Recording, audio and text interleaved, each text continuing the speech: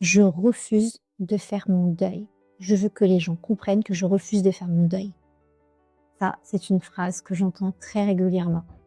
Mais comme si faire son deuil, ça signifiait oublier la personne qu'on aime, qu'on a aimée, ou accepter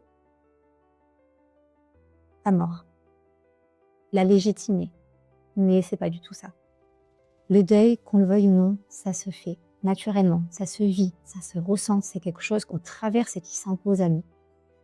Il est primordial d'accueillir ces émotions qui, au départ, est d'une intensité innommable. Alors bien sûr, ça fait mal, ça serre le cœur, ça tambourine le ventre, ça lacère les organes, ça tambourine dans les jambes.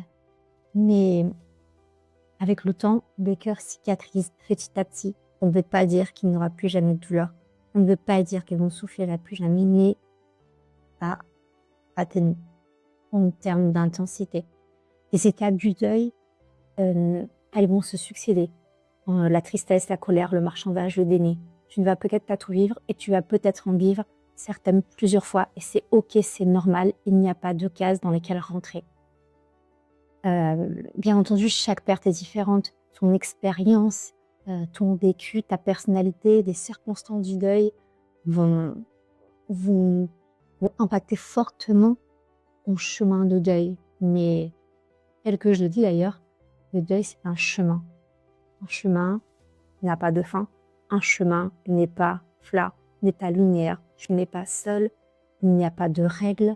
Il n'y a pas de normes. Dois en parler si tu as envie d'en parler. Tu peux rester replié sur toi si ça te fait du bien et si tu as envie de rester solitaire. Surtout, écoute-toi. Prends soin de toi. Il y a toujours une oreille attentive quelque part qui est là pour toi. En tout cas, moi, je suis là. N'hésite pas. Je te souhaite beaucoup d'amour, beaucoup de courage, beaucoup de promesses. Et surtout, laisse-toi le temps de vivre ce que ton cœur a envie de te faire ressentir.